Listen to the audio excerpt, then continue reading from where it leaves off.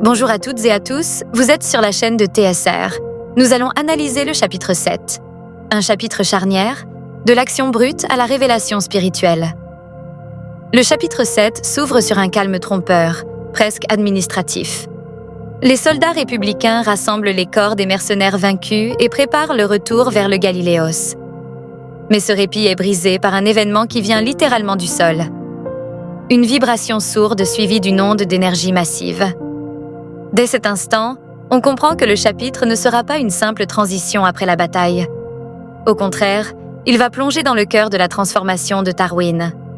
Cette onde, reconnue par les soldats et surtout par Didrion, n'est pas celle de n'importe quel combattant. C'est l'énergie de Tarwin Clove, mais altérée, déformée, imprégnée de quelque chose de plus sombre, presque monstrueux. L'originalité ici tient dans la manière dont l'action se mêle à l'introspection.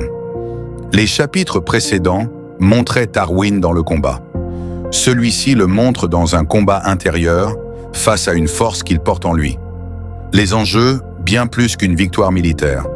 Dans ce chapitre, les enjeux dépassent la simple survie ou la réussite d'une mission. Ils se situent à 3 niveaux. Survie physique immédiate. Tarwin est à la fois blessé, submergé par la douleur et confronté à un ennemi encore vivant. Le mercenaire, malgré ses blessures, cherche à fuir, ce qui maintient une tension constante dans la scène. Maîtrise de soi et contrôle de l'élément primaire, l'élément noir. Tarwin tente de prendre le dessus, proposant un marché simple mais terrible, mettre fin à la douleur en échange de la possession totale de son corps. Cette offre est séduisante dans l'instant, mais Didrion le confirmera plus tard. Céder signifierait perdre son humanité. Enjeu galactique. Si Tarwin perd le contrôle, ce n'est pas seulement lui qui est en danger.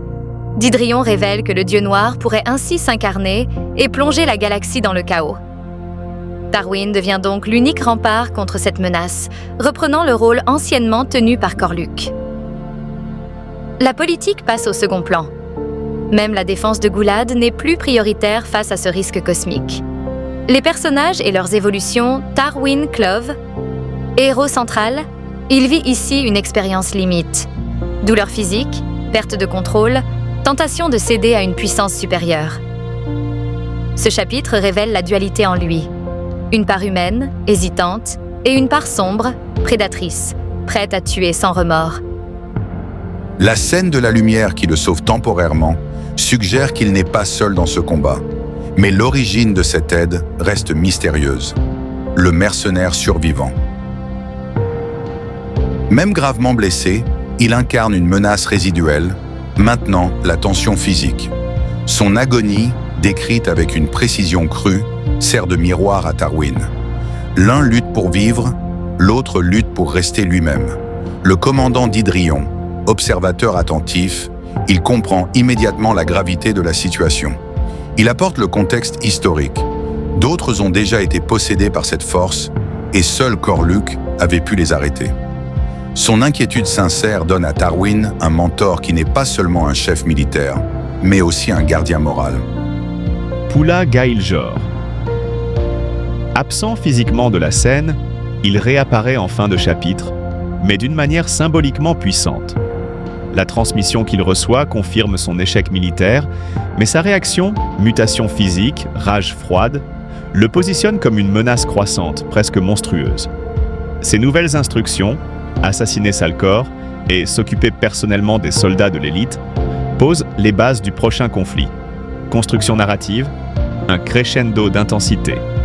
Le chapitre est construit en 3 actes narratifs. Acte 1, le surgissement de l'ombre. L'énergie de Tarwin se déchaîne de manière incontrôlable. La description sensorielle, peur palpable, douleur physique, veines gonflées, regard animal, crée une atmosphère quasi horrifique. Acte 2, l'intervention de la lumière. Une lumière extérieure, douce mais ferme, entre en scène et repousse l'élément noir. Cette opposition ombre-lumière est présentée comme un affrontement énergétique et spirituel, plus que physique. Le contraste entre la rage destructrice et la paix retrouvée est l'un des moments les plus forts du chapitre. Acte 3, révélation et décision. Didrion expose la vérité sur l'enjeu cosmique. Tarwin, loin d'être simplement un soldat d'élite, est le dernier rempart contre une force divine maléfique. La mission militaire change d'orientation. Au lieu de repartir vers le centre galactique, Didrion ajuste la stratégie et prépare l'offensive contre Gaeljor. Cette structure donne au chapitre un rythme particulier. Il commence dans la tension physique, bascule dans la tension spirituelle, puis s'achève sur une tension stratégique et politique. Thématique et portée symbolique. La dualité intérieure. Tarwin est l'incarnation même du combat entre ombre et lumière. L'élément noir représente les pulsions destructrices, la tentation du pouvoir absolu. La lumière mystérieuse symbolise l'espoir, la rédemption, mais aussi la fragilité de l'aide extérieure. Elle disparaît aussi vite qu'elle apparaît. L'héritage et la responsabilité. La référence à Corluc place Tarwin dans une lignée de héros, porteurs d'un fardeau immense. Cette mission n'est pas choisie, elle lui est imposée par sa nature et par l'histoire. La mutation des antagonistes. Pula Gaeljor, déjà dictateur, amorce ici une transformation physique et symbolique vers quelque chose de plus monstrueux. Ce glissement laisse présager un affrontement où l'ennemi ne sera pas seulement politique, mais aussi métaphysique. La fragilité du contrôle. Ce chapitre rappelle que même les plus puissants peuvent perdre pied si une force supérieure s'insinue en eux. L'horreur ne vient pas seulement de l'extérieur, elle peut naître en soi. En résumé, ce chapitre 7 est une charnière narrative. Il transforme une histoire de guerre interplanétaire en un récit où l'ennemi le plus dangereux n'est pas forcément celui que l'on affronte sur le champ de bataille, mais celui qui sommeille en nous. Tarwin passe du statut de simple soldat d'élite à celui de clé de voûte d'un équilibre cosmique fragile. Et en toile de fond, Pula Gaeljor, loin d'abandonner, se prépare à riposter avec une rage glaciale.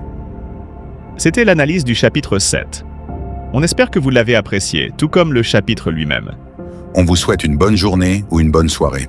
Allez, ciao les clovers!